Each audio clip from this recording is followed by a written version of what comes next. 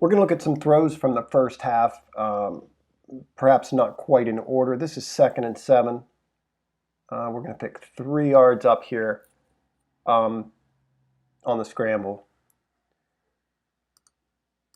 You get the two inside receivers running outs, quick outs, little 5-step outs. Mark's covered. The flat here is completely vacated. Not sure if the quarterback sees him or sees the linebacker. Staying home here up the seam. Pretty good protection. You can see the 70's getting bold here. Lamar feels that pressure and gets out of there pretty quickly. He's also got Pat underneath. It's 2nd and 7. Give Pat the football right there. Give him a chance to split the coverage, or at least plant a seed for later on. You know, you see these coverages start to sneak up on those routes, and the middle opens up a little bit. Yeah, I'm not sure what he's waiting on deep, but he's got Dobbins in the flat, complete coverage blown here, and he's got to look at Ricard underneath too. This is a 2nd and 9 play, and Lamar makes a nice play, kind of escapes the pressure, makes a throw on the run. The running back and he do a good job hooking up there. The running back kind of drifts from the flat, and Lamar has to hit this throw on the run in between coverage, and he does. One of their big pickups early, 33 yards.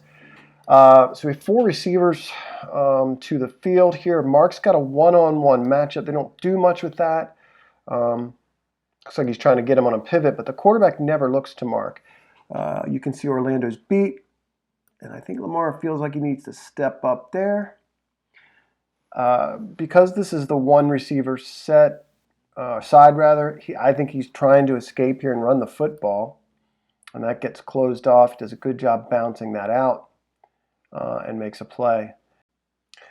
They run these 2 sort of stops on the outside. Notice the flat's wide open here again. The fact that Boykin's running the seam has me thinking they are trying to conflict this linebacker right here, and the fact that Lamar never looks to Mark, which is unusual.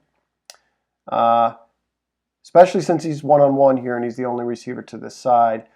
But I think he's waiting to see what this receiver covers. I'm not sure why Miles is going to go instead of sit here if that's the case. But in any case, you see they vacate the flat, does Buffalo.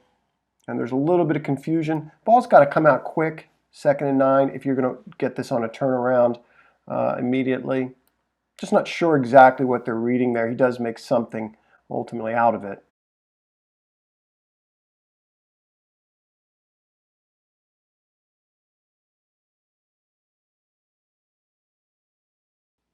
This is the Dobbins drop on 3rd down. You see him kind of fall initially here out of the backfield and get up. Lamar, again, is making something happen, and he does a good job of finding Dobbins. It's interesting, though. You see Miles open, deep.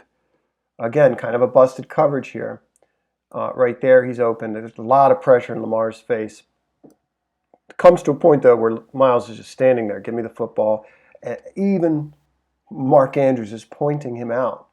It's just a question of whether or not, look at that, just kind of jumping up and down, whether or not Lamar has time in this instance. This is inexcusable. He's got to catch this football. And he was not immune from drops at Ohio State. It's just at Ohio State, a lot of times you can cover up those mistakes. You can't do that here in the playoffs in the NFL. Man, just all kinds of stuff. It's just a matter of whether he's looking downfield at this point or ought to be in order to hit Miles. Where we are in this, it looks like just based on the body language, very difficult to tell where Lamar is here. Let's see. Yeah, he's tucked this ball and he's running at this point, and he's got Miles. So you could argue for sure that he needs to be looking downfield here. There's a blown coverage in the deep half of the secondary. Let's watch it again. He does, do some Houdini type stuff, and he makes a throw to convert here that should have converted as well. This is a 3rd and 4. I think it's 3rd and 4. It might be 3. not converted, and then it's followed by a Justin Tucker miss. When I saw the telecast, I thought he had Willie underneath on this pivot. He's not as wide open as I supposed, unless this is timed up just right. So he's got some separation there. The ball's hitting him. You see him right at the sticks. He's also got the back open underneath here, open enough. But he's clearly thinking about Mark. There's some pressure off the right tackle side. I don't know. It's difficult to see where the ball placement is. Does a decent job with his eyes there. Could have had it more outside. I think so far as hindsight goes, you want to hit the running back here for a first. Or you got to time this up with Willie. This is a pretty undefendable route. This guy closes on it quickly, but he's got him if the ball's out and on time and outside. Watch it again.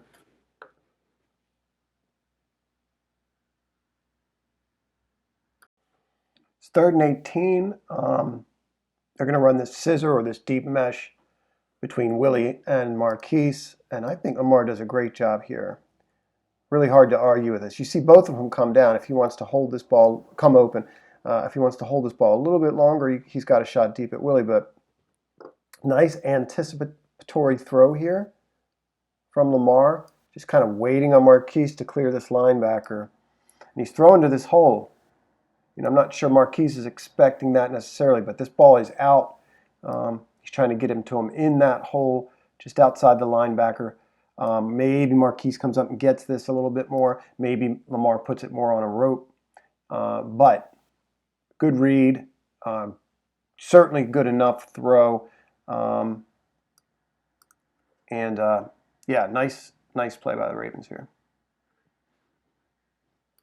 This is a running play. It's on the heels of a 13-yard pickup by Dobbins. It's a very interesting one.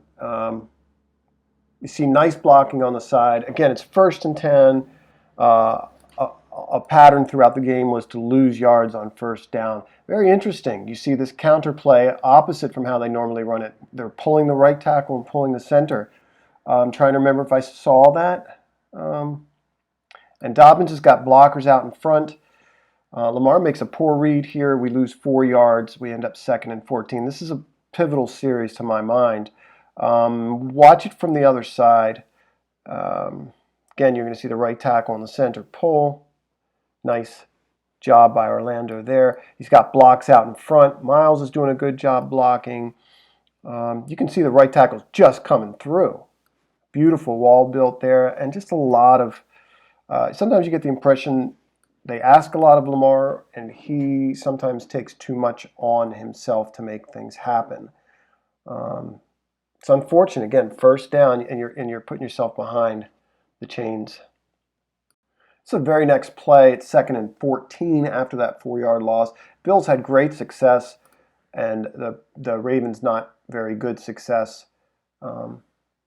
in dealing with their blitzes off the left tackle side or corner blitzes. Bad throw. He's got him wide open there. He certainly does not have room to step into this throw, but I'd like to see him be able to move outside of the pocket and make this throw. You can see, moves a little bit. He's got room for either of these throws. Instead, he makes this very, very off-balance, flat-footed, side-armed throw. He takes a big hit. Not good. He's got pressure in his face. He's got to recognize that and move in the pocket. And that's just not a good-looking throw. It's kind of a hurried throw. And if he moves better in the pocket, he might not need to hurry that throw as much. Again, you see that pressure coming off the left tackle side. It makes you wonder, and I think we see it in the very next play, like, are they calling this out? Are they seeing this? Is there anything hot underneath? What else is being run there in terms of the routes? He's got the flats there, and he's got Mark. He just needs to move a little bit. It's 3rd and 14. Again, they send a blitz off the edge via the quarterback or the cornerback. Justice Hill's in on 3rd down. I'm not sure when that happened, but it seems like he's been on third down throwing situations. He's been in a lot. You see him step up to get the blitzing linebacker here. He's going to get juked or picked, however you want to put that. It's just not a good job identifying this pressure. And here it is back to back. They also got him with corner pressure. Where was it? 1st and 10 on the first drive at the 25, and we lost 11 on that. So I don't know what they're calling out, what they're seeing. I don't know what's hot. He's got a shot at Mark here coming across. 3rd and 14. Maybe he hits Mark here, and Mark can make something happen with some blocks and break a tackle. But he can dump it to him. I'm not sure what's being called and identified here. You know, here's Willie up the seam, but Willie doesn't seem to know that there's a blitz coming. These, I guess, look like they're intended to run coverage off for Mark. Very difficult to say.